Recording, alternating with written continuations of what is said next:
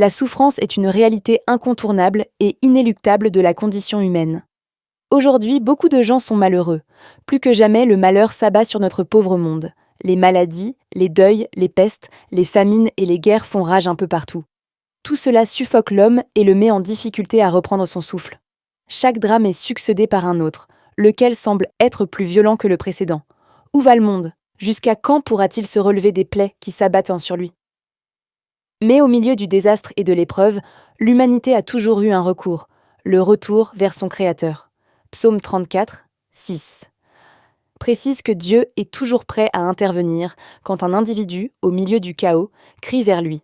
Le psaume 34,7 a dit que l'Éternel entend le cri et les soupirs de ses enfants. La prière a différentes formes d'expression. Elle peut ressembler à des cris, à des soupirs et des larmes, tant de situations difficiles peuvent étreindre notre cœur. Mais dans toutes ces circonstances, nous pouvons être certains que Dieu entend nos cœurs et nos prières.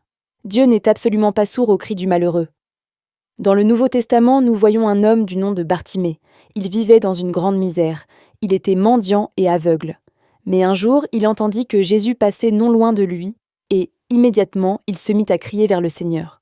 Oui, il a crié haut et fort pour attirer son attention. Et le Seigneur Jésus a entendu son cri. Jésus a eu compassion de lui et lui a rendu la vue. Cet homme a été sauvé de sa misère et de la perdition éternelle. Sa foi a fait la différence. Il a osé croire que Dieu pouvait faire quelque chose pour lui. Remarquons également que quand Jésus était dans la barque, il n'était pas réveillé par le bruit des vagues, mais plutôt par le cri des disciples. Tout ceci pour te dire que Jésus est très sensible à tes cris. Aujourd'hui, nous t'invitons à élever ta voix et à crier vers ton Dieu, qui est dans les cieux, car il est le Dieu de la résurrection et de la restauration.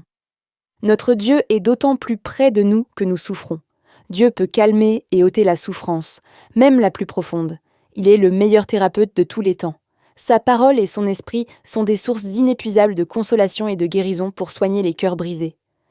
Ayons foi en Dieu, et il nous aidera à traverser les malheurs de l'existence, pour finalement nous redonner la paix, la joie et le bonheur. Maintenant, crie « Seigneur, sauve-nous !»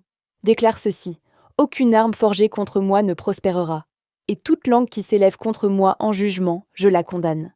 Je surmonte toute difficulté, car celui qui est en moi est plus grand que celui qui est dans le monde. Je suis couvert par le sang de Jésus. Tout ce qui ne vient pas de mon Père céleste, au nom de Jésus, soit détruit. Si tu crois à tout cela, écris dans la section commentaires « Seigneur, j'ai confiance en toi.